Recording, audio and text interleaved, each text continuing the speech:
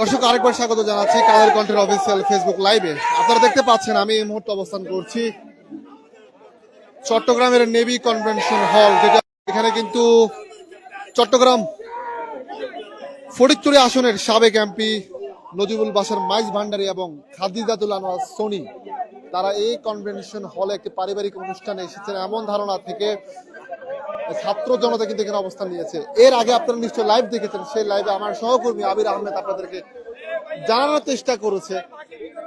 আমি আপনাদেরকে দেখানোর চেষ্টা করছি এখানে ছাত্র জনতা আসলে অবস্থান নিয়েছে। আপনারা দেখতে পাচ্ছেন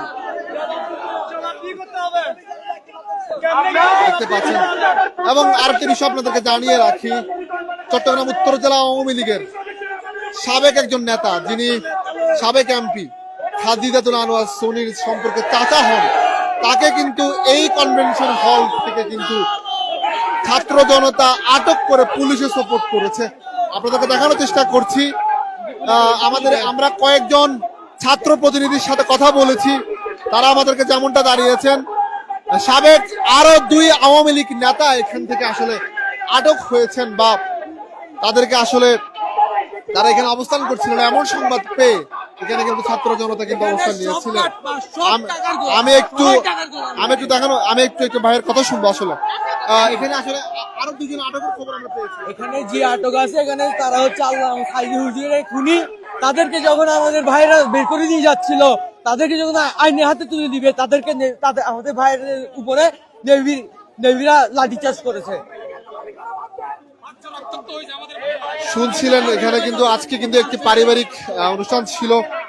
এখানে ফটিকছড়ির সাবেক এমপি সোনি, তার চাচা আওয়ামী লীগ নেতা ফখরুল আনোয়ার,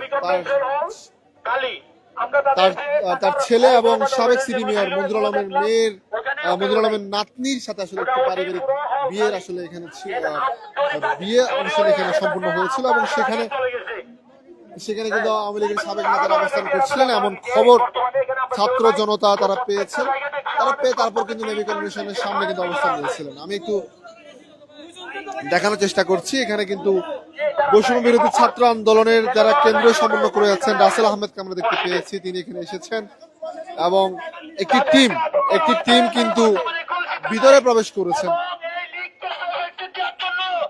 দেখানোর চেষ্টা করছি আপনাদেরকে।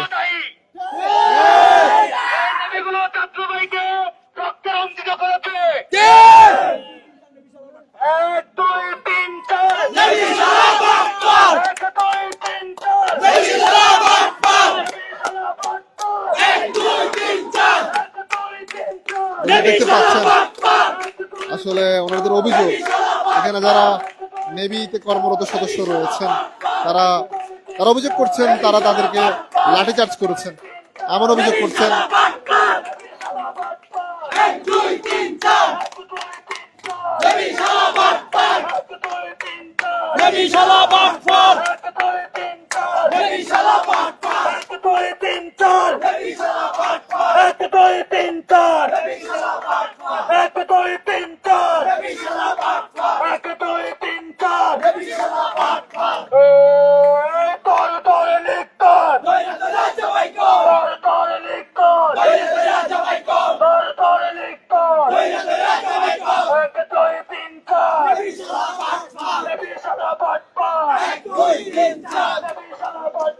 দর্শক যেমনটা জানিয়েছিলাম, আজকে কিন্তু এখানে সাবেক 2 আওয়ামী লীগ নেতা, যদিও একসময় মঞ্জুর আলম তিনি কিন্তু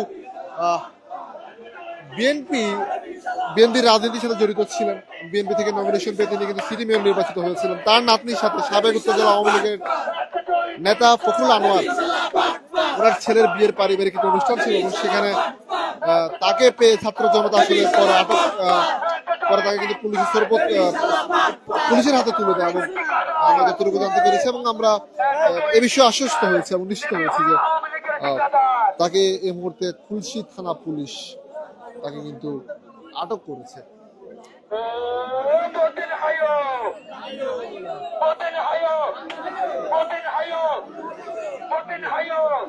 দর্শক আপনাদেরকে যুক্ত করেছি চট্টগ্রামের টাইগার পাস এলাকার নেভি কনভেনশন হলের সামনে থেকে।